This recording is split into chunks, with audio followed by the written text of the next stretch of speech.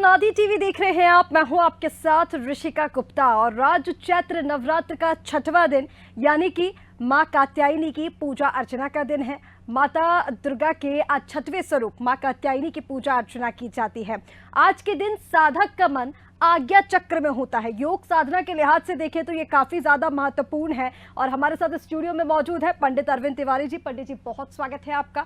पंडित जी से जानने की कोशिश आज करेंगे कि कैसे माँ के छठे स्वरूप की पूजा अर्चना की जाती है, कैसे माता रानी को आज के दिन प्रसन्न किया जाता है। पंडित जी सबसे पहले आपसे यही जानना चाहेंगे, क्योंकि माँ दुर्गा के, माँ आदिशक्ति के छठवें स्वरूप की पूजा अर्चना आज की जाती है। माँ कात्यायनी कहा जाता है कि कात्यायन ऋषि की पुत्री हैं। कैसे उनका नाम कात्यायनी पड़ा, कैसा उनका वर्ण है, कैसा स्वरूप है? बहुत धन्यवाद। और अनादि टीवी के सभी दर्शकों को आज छठवें दिन की बहुत बहुत शुभकामनाएं। जो भी दर्शक हमारे इस प्रोग्राम को इस प्लेटफॉर्म या कहीं पर भी देख रहे हैं, उन सभी को नवरात्रि के छठे पर्व की बहुत बहुत शुभकामनाएं।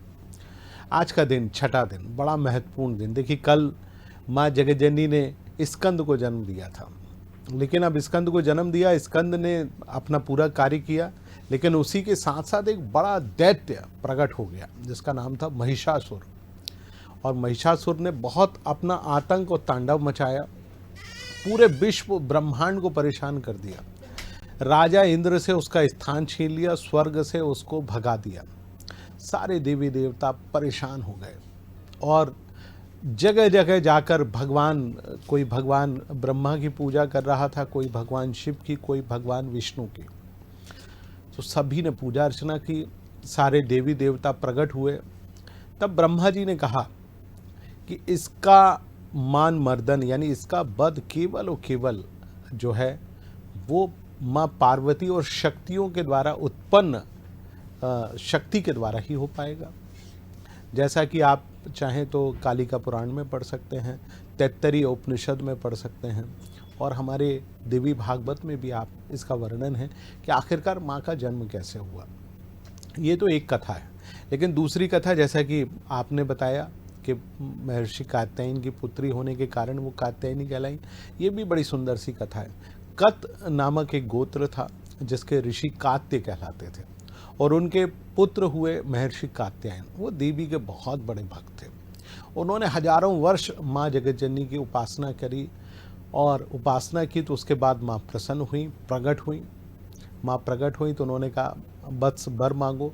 तो उन्होंने कहा माँ आप मेरी पुत्री के रूप में जन्म लें। तो माँ ने कहा कि बिल्कुल, मैं आपकी पुत्री के रूप में जन्म लूँगी और महिषासुर नामक दैत्य का वध भी करूँगी। इस प्रकार माँ जगज्जननी महर्षि कात्यायन के यहाँ पुत्री के रूप में प्रकट हुई, और साथ ही साथ उन सारी देवी, जिसमें माता महासरस्वती, माता महालक्ष्मी और माता महापार्वती, इन सब के अंश से वो प्रकट हुई थी।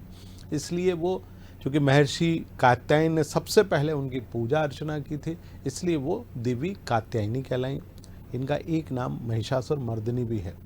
माँ का बहुत सुंदर सा स्वरूप है, 4 भुजाओं वाली देवी हैं, सिंह पर सवार हैं, और बिल्कुल देवीप्यमान चेहरा है माँ का। माँ के हाथ में त्रिशूल है, माँ के हाथ में खड्ग है, जिससे उन्होंने महिषासुर का मर्दन किया। तो आइए हम इस ओजपूर्ण छठे दिन की, जो जैसा आपने कहा आज्ञा चक्र में विराजमान होने वाली, आज्ञा चक्र कहाँ होता है? हमारे दोनों भवों के ठीक बीच में, जहाँ मैंने सिंदूर का तिलक लगा रखा है, और सारी महिलाएं जहाँ पर अपनी बिंदी लगाती है, वो आज्ञा चक्र होता है। तो इस आज्ञा चक्र में उनका निवास होता है। तो आइए ऐसी माँ जगज्जननी माता कात्यायनी की हम सब मिलकर पूजा अर्चना करते हैं। बहुत सुंदर पंडित जी, क्योंकि पौराणिक मान्यताओं के अनुसार अगर हम देखें तो काफ़ी सारी कथाएं हैं, काफ़ी सारे नाम हैं जिन नामों से माँ को बुलाया जाता है। और माँ कात्यायनी की, जैसे आपने बताई कि 2 कथा आप ही ने सुना दी, जैसे कि हमारे पुराणों में काफ़ी कथाएं हैं। अब जैसे कि आपने कहा कि माँ की पूजा अर्चना कैसे करनी चाहिए, क्या विधि विधान है उसका, किन मंत्रोच्चारण के साथ पूजा अर्चना करनी चाहिए, वो हम एक बार जान लेते हैं। क्योंकि माता को मनाने के, और अब क्योंकि आज छठवां दिन है, फिर सप्तमी अष्टमी, यानी कि अब नवरात्र समाप्ति की ओर है। ऐसे में एक दिन निकल रहे हैं, और हम भी आपको क्रमबद्ध तरीके से बता रहे हैं कि कैसे आपको स्टार्टिंग से इन नवरात्र के 9 ही दिन माँ की पूजा अर्चना करनी है। तो पंडित जी, विधि विधान क्या है माँ कात्यायनी की पूजा अर्चना का? देखिए, आज एक तो माँ कात्यायनी की पूजा करने के लिए थोड़े से आपको नियमों का, विशेष नियमों का अनुपालन करना पड़ेगा। सबसे पहला क्या नियम है कि आपको सुबह प्रातः काल आज स्नान करना पड़ेगा। आज गोधूलि की वेला, हमारे यहाँ गोधूलि की वेला प्राय शाम को कहा जाता है, लेकिन सुबह प्रातः काल ही आज आपको माँ की पूजा करनी है। माँ को जो सबसे प्रिय रंग है वो लाल रंग उनको बहुत पसंद है। तो आज जो भी साधक या पूजा करने वाली महिलाएं हैं, पुरुष हैं, उनको आज लाल रंग के वस्त्र ज़रूर धारण करने हैं। तो आज लाल रंग के वस्त्र पहने और पूजा में लाल रंग की चीज़ों का समावेश कर लें। जैसे लाल रंग का पुष्प, गुड़हल या जासून का पुष्प, उनको गुलाब का पुष्प जो कि सुगंधित होता है बहुत पसंद है। यदि सहज रूप में उपलब्ध हो सके तो आप ज़रूर आज एक गुलाब की माला माँ जगत जननी को ज़रूर पहनाइए। इसके बाद आप आज लाल रंग की चीज़ें, जैसे आज उनको अनार उनका प्रिय फल है, तो आज अनार ज़रूर आप पूजा में रखिए। और सबसे पहले, चूँकि माँ 4 भुजाओं वाली देवी है, सिंह पर सवार है, बड़ा सौम्य और क्रोध स्वरूप भी है, लेकिन आज माँ की पूजा आपको विशिष्ट रूप में करनी है। माँ को आज, यदि आपने अभी तक माँ का विग्रह नहीं रखा है तो आज उनका विग्रह आप रखिए। 4 भुजाओं वाली देवी का आपके यहाँ फोटो हो, चित्र हो, तैल चित्र हो, या आपके पास पीतल, तांबा, कांसा, स्टील, सोना या चांदी की आपके पास प्रतिमा हो, तो आप उसको आप बिठाएं। करना कैसे है, आपको सबसे पहले ईशान कोण में पीली हल्दी से आपको लेपन करना है। हाँ, रक्त चंदन थोड़ा सा जरूर, आप जब हल्दी का लेपन करें तो ज़रूर थोड़ा सा छिड़कें। तदुपरांत जो मध्य का क्षेत्र है जिसको नाभि स्थल कहा जाता है, वहाँ पर आप थोड़े से चावल ज़रूर रखें। साथ में जो ज़रूर आप समावेश करें, जौ, चावल और गेहूँ साथ में रखें। उसके ऊपर लकड़ी का पटा रखें, उसके ऊपर लाल रंग का वस्त्र बिछाएं जो बिल्कुल गहरे लाल रंग का हो। तदुपरांत माँ की 4 भुजाओं वाली देवी, जिसका मैंने पहले भी जिक्र किया, उस विग्रह को वहाँ पर स्थापित करें। पंचोपचार, दूध, दही, घी, शहद, शक्कर और सारी चीज़ों को मिलाकर पंचामृत बना लें।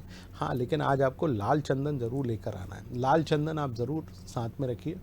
एक एक करके स्नान कराएं, पहले दूध से, फिर दही से, फिर घी से, फिर शहद से, फिर शक्कर से, तदोपरांत पंचामृत से। लेकिन इसके बाद आपको रक्त चंदन को थोड़ा सा जल में मिलाकर भी माता को स्नान कराना है। रक्त चंदन उनको बहुत पसंद है, क्योंकि माता ने रक्त और बीज का भी वध किया था। महिषासुर मर्दिनी है, चंडमुंड का विनाश किया था। तो आज के दिन आपको लाल चंदन से भी उनको स्नान कराना है। तदुपरांत स्नान कराकर पुनः शुद्धोदक जल से आप स्नान कराइए और माँ जगतजननी को उस पटे पर बिठाइए। रक्त चंदन से आज उनका तिलक करिए। इसके बाद लाल चूनर या लाल साड़ी उनको उड़ाइए। लाल रंग के फल का भोग लगाइए, यानी अनार जिसमें बहुत सारे लाल दाने होते हैं उसका भोग लगाइए। माँ जगतजननी को सबसे ज़्यादा शहद पसंद है, तो शहद से बनी हुई चीज़ों का भोग लगाइए। नहीं हो तो एक पान के पत्ते पर आप शहद उनके सम्मुख रख दीजिए, उससे भी माँ बहुत प्रसन्न होती हैं। और माँ के मंत्र का जाप करिए, बाकी चीज़ों का ध्यान करिए। देखिए, माँ जगतजननी आपसे बहुत प्रसन्न होंगी। बहुत सुंदर पंडित जी। तो ये हो गया पूरा विधि विधान कि किस तरह से आपको माता की पूजा अर्चना करनी है। और पंडित जी ने ये भी बताया कि अगर आपने शुरुआत से मूर्ति की स्थापना ना की हो और अगर कलश स्थापना ना की हो तो उसके बाद भी अगर आप माँ कात्यायनी की पूजा अर्चना करना चाहते हैं तो कैसे कर सकते हैं। पंडित जी, ये तो विधि विधान हो गया। अब सुबह से किन नियमों का पालन करना चाहिए माँ कात्यायनी की पूजा अर्चना करने के लिए, क्योंकि पहले आपने आगाह कर दिया है कि विशेष नियमों का पालन आज के दिन करना है, तो वो भी आप बताएं। देखिए, सबसे पहला नियम, जैसा हम नियमित रूप से बताते हैं, ब्रह्मचर्य का पालन करें। हर स्त्री को माता के स्वरूप में देखें। नंबर तीसरा, आपको आज जो है लाल रंग के वस्त्र पहनना है और सुबह सुबह माँ का ध्यान कर लेना है। आपने यदि बिना माता का ध्यान करे आज पूजा की तो आज आपकी पूजा सफल नहीं होगी। देखिए, ये माँ का थोड़ा स्वरूप क्रुद्ध स्वरूप है। माँ हालांकि अपने बच्चों को बहुत प्रेम करने वाली देवी हैं, लेकिन ये थोड़ा स्वरूप अलग है। तो आज सबसे पहले माँ का ध्यान करें। लाल रंग का पुष्प हाथ में रखें। लाल चावल को थोड़ा सा लाल रोली में रंग के आप अपने हथेली पर रखें। लाल रंग का पुष्प रखें और उसके बाद आप संकल्प लें आज पूजा का। पूरा मंत्र पढ़ें। पूरा मंत्र आपको नहीं आता हो तो आप इतना ही स्मरण करें कि हे माँ जगतजननी, हे माँ कात्यायनी, आज मेरी पूजा को आप अपने चरणों में ग्रहण करें। मैं पूरे सेवा भाव से नियमबद्ध होकर आज आपकी पूजा करूंगा। इस प्रकार सारी सामग्री उनके चरणों में रख दें और फिर पूजा के साथ साथ आप को रात्रि काल में आज माँ जगत जननी सायं काल से पूजा, विशेष पूजा उनकी की जाती है, क्योंकि सुबह प्रातः काल होते होते तो वो महिषासुर का वध कर देते हैं। तो आपको आज सायं काल से सुबह प्रातः काल तक भी पूजा करनी है, यानी एक प्रकार से कहा जाए तो चारों प्रहर आपको पूजा करनी है। सुबह प्रातः काल किया, शाम को किया, फिर मध्य रात्रि में 12 बजे किया और फिर सुबह प्रातः 4 बजे आपने पूजा की। तो आज आपको माँ कात्यायनी की पूजा 4 प्रहर करना है, विशेष पूजा करना है। इस पूजा को करने से माँ कात्यायनी बेहद प्रसन्न होती हैं और ख़ास तौर से माँ जो है ऐसी माँ है कि जो तुरंत प्रसन्न होती है। जैसे महर्षि कात्यायन के ऊपर प्रसन्न हुई, उनका नाम ही कात्यायनी कहलाया। और सबसे महत्वपूर्ण चीज़, ये ब्रज मंडल की अधिष्ठात्री देवी हैं। ब्रज, जहाँ पर वृंदावन आप जाते हैं तो वहाँ वृंदावन में बहुत सुंदर सा मंदिर माँ कात्यायनी का बना हुआ है, तो अधिष्ठात्री देवी हैं। जाइए, वहाँ भी दर्शन करिए और विधि पूर्वक पूजा अर्चना अवश्य करिए। बिल्कुल पंडित जी, और यहाँ आपने जिक्र किया कि कैसे माँ की पूजा अर्चना करनी है, क्या विधि विधान, किन नियमों का पालन करना है। मैं चाहूँगी कि एक बार आप मंत्र भी बताएं कि किस मंत्र से माता रानी के लिए जाप करना है, जिससे कि माता रानी की कृपा अधिक बनी रहे साधकों पर। बिल्कुल, देखिए उनका मंत्र बहुत ही जो दुर्गा सप्तशती का मंत्र है वो इस प्रकार से है। या देवी सर्वभूतेषु कात्यायनी रूपेण संस्थिता, नमस्तस्यै नमस्तस्यै नमस्तस्यै नमो नमः। तो आप इस मंत्र का जाप करें। बहुत एक और साधारण मंत्र है, ओम कात्यायनी देव्यै नमः। आप इस मंत्र का जाप कर सकते हैं। आप यदि इसमें बीज मंत्र लगाकर जाप करेंगे तो और भी उत्तम होगा। बीज मंत्र क्या है? ओम ऐं ह्रीं क्लीं कात्यायनी देव्यै नमः। आप इस मंत्र से जाप कर सकते हैं।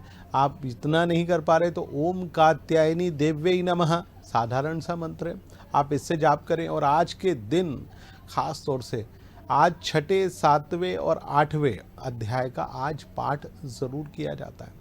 तो आज दुर्गा सप्तशती के इन 3 अध्याय का आप पाठ अवश्य करें। माँ कात्यायनी इससे बहुत प्रसन्न होती हैं। इसके अलावा यदि आप आज के दिन आप रामायण का पाठ कर रहे हैं तो आज सुंदरकांड का पाठ जरूर करिए। सुंदरकांड का पाठ करते समय एक संपुट लगा लीजिए। भगवान हनुमान जी महाराज और माता बहुत प्रसन्न होती हैं। संपुट इस प्रकार से है, दीन दयाल विरदु संभारी हरहु नाथ मम संकट भारी। माँ कात्यायनी भी आपका संकट हरेंगे, देवी भी आपका संकट हरेंगे और रामचंद्र और माता सीता तो आपसे प्रसन्न होंगे। एक बहुत दुर्लभ सी चीज़ जो हमारे दर्शकों को आज स्मरण हुआ आया, बताना चाहता हूँ। देखिए, हर देवी के साथ एक हनुमान, हर देवी के साथ एक भैरव हमेशा आगे पीछे चलते हैं। हमारी 10 महाविद्याएं हैं तो 10 हनुमान हैं, 10 भैरव हैं।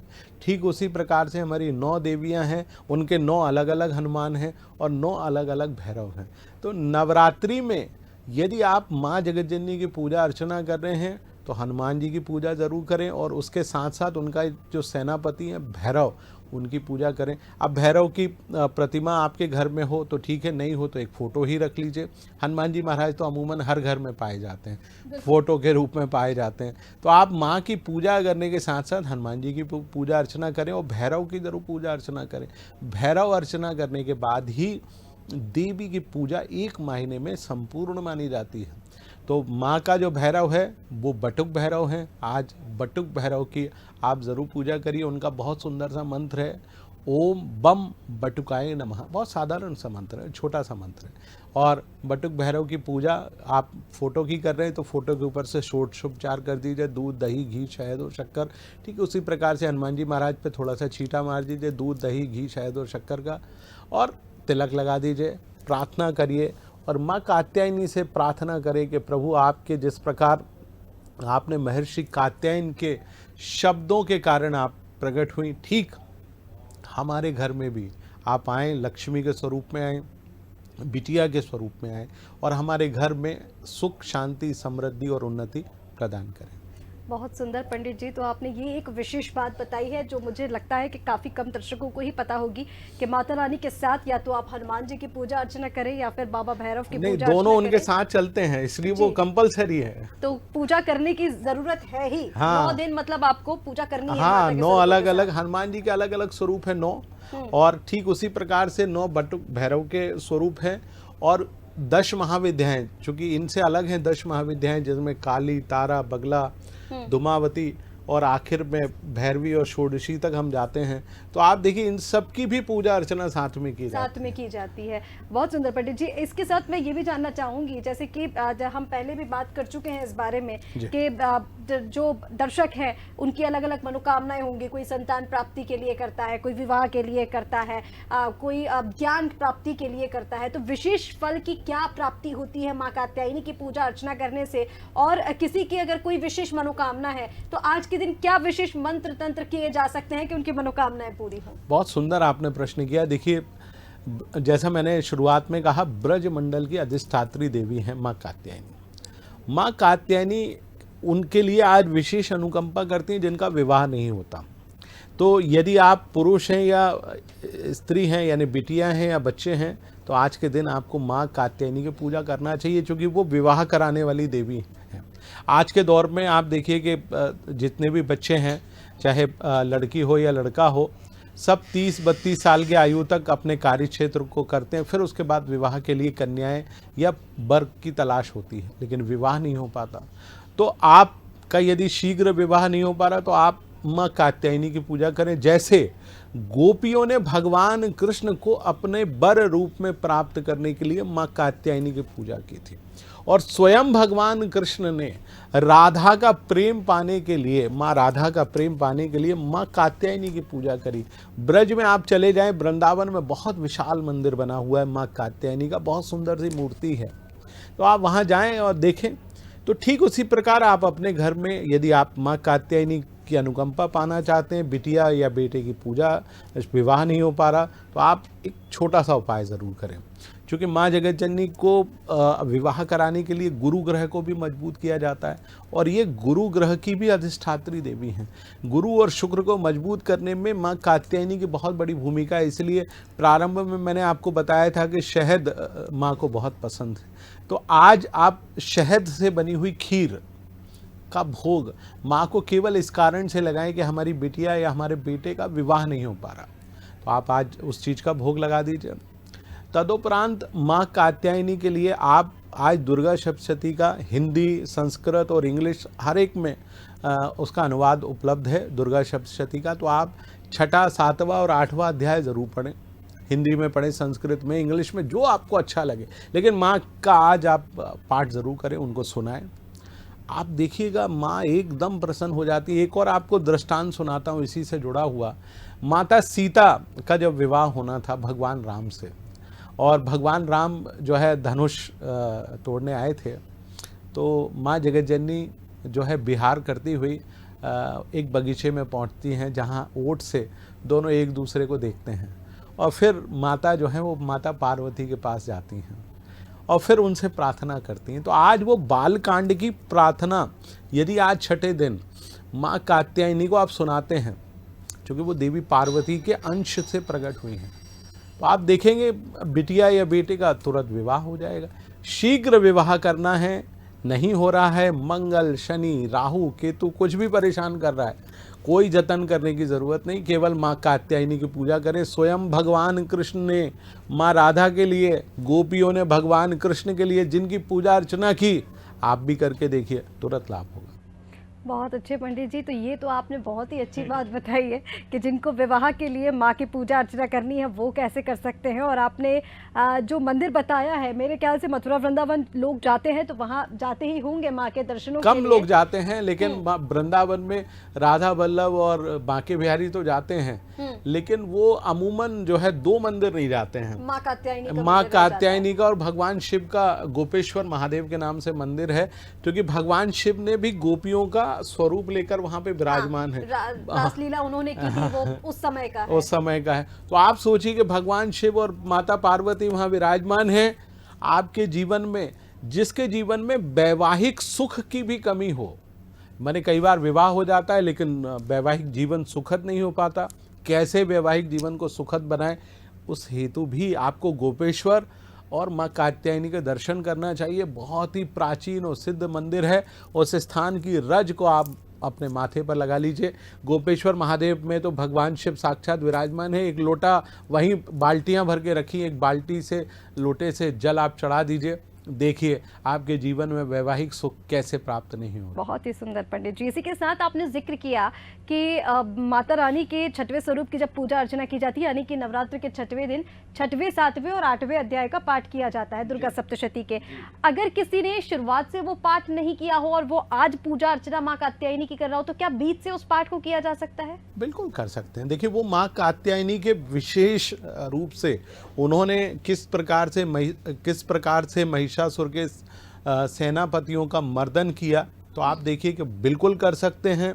और आप यदि कुछ भी नहीं कर सकते हैं तो मैं आपको एक और छोटी सी चीज़ बता देता हूँ। दुर्गा सप्तशती आप जब देखेंगे तो उसमें कीलक कवच के बाद देवी रहस्यम का एक छोटा सा पाठ आता है जो 27 श्लोक का है, तो आप उसका पाठ कर लीजिए। उसको भी नहीं कर सकते, सिद्ध कुंजिका कर लीजिए। माँ कात्यायनी उससे भी प्रसन्न हो जाती हैं। करके देखिए, मेरा अनुभूत किया हुआ है और मैंने बहुत सारे हमारे शिष्यों को भी बताया और उनके जीवन में इससे कई गुना लाभ मिला। करके देखिए, ज़रूर लाभ होगा। तो करके देखिए, लाभ जरूर होगा। और पूरे विधि विधान के साथ आज आपको माँ की पूजा अर्चना करनी है। पंडित जी ने बताया कि सायं काल में आप माँ की पूजा अर्चना कीजिए, क्योंकि सुबह महिषासुर का उन्होंने वध किया था, इसलिए सायं काल में विशेष रूप से माँ की पूजा अर्चना की जाती है। पंडित जी आगे बढ़ेंगे। अब मैं आपसे ये जानना चाहूँगी, देखिए नियम आपने बता दिए, विधि बता दी, किस मंत्र के साथ आपको माँ की पूजा अर्चना करनी है, और विशेष अगर कोई आपकी मनोकामना है तो कैसे आपको फल की प्राप्ति के लिए माँ की पूजा करनी है, वो भी आपने जान लिया। इसके साथ ही पंडित जी उपवास करने का क्या तरीका है आज, वो भी मैं आपसे जानना चाहूँगी। वैसे तो हम हर दिन जान ही रहे हैं, आपने पहले भी कहा, मैंने जिक्र भी किया था कि उपवास आप नवरात्र के कर रहे हैं, ज़रूरी नहीं है, लेकिन मैं चाहूंगी कि एक बार आप उसको फिर से दोहराइए कि आज के दिन अगर उपवास करना चाहे तो कैसे कर सकते हैं, और जो लोग नहीं रखना चाहें फिर उनको किन चीजों का सेवन करना है और किन चीजों का सेवन नहीं करना है। देखिए आज के दिन आपको उपवास करना चाहिए, तो उपवास करने के लिए बहुत छोटा सा नियम है कि आप यदि कोशिश करें कि आज केवल जल ग्रहण करें। जल से आज आप पूरा दिन निकालना चाहते हैं, क्योंकि माँ का ये बड़ा अलग सा स्वरूप है, तो जल पीकर यदि आप पूरा दिन निकाल सकते हैं तो बहुत बेहतर है। नहीं हो तो आज लाल रंग के किसी फल का जूस पिए। उसमें आता है बीट रूट, जिस आसानी से मिल जाता है, गाजर आसानी से मिल जाती है, अनार आसानी से मिलता है। तो आप दिन भर में कई बार इन फलों के रस का सेवन करेंगे, माँ बेहद प्रसन्न होंगी। ब्रह्मचर्य का पालन करें, स्त्री को माता के स्वरूप में देखें, अपनी पत्नी और माँ को छोड़ के, और सभी के प्रति सम्मान करें, असत्य भाषण ना बोलें, धरती पर विश्राम करें, और सायंकाल चारों समय माँ को लाल रंग के फल जरूर भेंट करें। फल माँ को पाना नहीं है, वो केवल आपका भाव देख रही हैं। आप वो केवल भाव की भूखी हैं, आपने भाव से रखा, बाद में आप ही को ग्रहण करना है, तो आप उस फल को माँ को चढ़ाइए और ग्रहण करिए और फिर प्रसाद ग्रहण करिए। माँ आपसे बहुत प्रसन्न होंगी। बहुत अच्छे पंडित जी। अब मैं आपसे चाहूंगी कि एक बार आप राशियों के उससे भी बता दीजिए कि किस राशि वाले कौन से रंग का पुष्प चढ़ाए। वैसे तो आपने बता दिया कि लाल रंग का जो पुष्प है या फिर लाल रंग के जो फल है वो अति प्रिय है माँ कात्यायनी को, लेकिन उसके बाद भी अगर हम राशियों के अनुसार बात करें तो क्या हर राशि वाले लाल रंग का ही पुष्प चढ़ाए और लाल रंग के ही फल चढ़ाए, या फिर कोई और भी इसमें कर सकते हैं? देखिए आज का दिन चूंकि माँ कात्यायनी का है, उनको लाल रंग बहुत पसंद है, लाल रंग का फल पसंद है, तो मेरा तो आज सभी राशि वालों से अनुरोध है, मेष राशि, वृश्चिक राशि और केवल 2 राशियों को छोड़ के मकर और कुंभ राशि वाले जातक माँ जगतजननी को आज त्रिफला का भोग लगाएं। त्रिफला जिसमें हरड़, बहेड़ा और आंवला होता है, आप उसके फल या उसके चूर्ण का भोग लगा दीजिए। बाकी सारे राशि वाले जातक आज लाल रंग के पुष्प, लाल रंग का फल जिसमें गाजर हुआ, बीटरूट हुआ, अनार हुआ, आप इसका भोग लगाइए। लाल रंग के गुड़हल का पुष्प लगाइए। माँ को गुलाब का पुष्प बहुत पसंद है, एक माला आज विशेष रूप से माँ जगतजननी को पहना दीजिए। देखिए आपके जीवन में हर प्रकार के ग्रहों की शांति अवश्य होगी। तो ये ग्रहों के हिसाब से भी आपको बताया कि किसी भी प्रकार का अगर दोष भी आपकी कुंडली में हो तो इस तरह से पूजा अर्चना करने से निश्चित तौर पर वो दूर होगा। और जैसे कि कहा कि माता रानी तो अपने बच्चों पर हमेशा ही कृपा बना के रखती है, लेकिन उसके बाद भी अगर आप पूरे विधि विधान से माँ कात्यायनी की पूजा अर्चना कर रहे हैं तो जैसे कि पंडित जी ने बताया कि वैवाहिक सुख आपको प्राप्त होगा। विवाह के लिए अगर आप मनोकामना करते हैं, माँ की पूजा अर्चना करते हैं तो निश्चित तौर पर आपको फल की प्राप्ति होगी। इसी के साथ किसी भी तरह की समस्या हो, मंत्र आपको बता दिए हैं कि किन मंत्रों का उच्चारण आप कीजिए और आज दिन भर जप कीजिए। उस हिसाब से अगर आप पूजा अर्चना करते हैं तो निश्चित तौर पर आपको विशेष फल की प्राप्ति होगी। पंडित जी बहुत शुक्रिया आपका स्टूडियो में आने के लिए, हमारे दर्शकों तक जानकारी पहुंचाने के लिए। तो चैत्र नवरात्र का 6वां दिन है। 6वें दिन माँ आदिशक्ति के 6वें स्वरूप यानी कि माँ कात्यायनी की पूजा अर्चना की जाती है पूरे विधि विधान के साथ। आज आप भी माँ कात्यायनी की पूजा अर्चना कीजिए और जो सुख समृद्धि आप चाहते हैं, जो विशेष फल आप चाहते हैं, निश्चित तौर पर उसकी प्राप्ति आपको होगी। फिलहाल के लिए मुझे दीजिए इजाजत। नमस्कार। जय माता दी।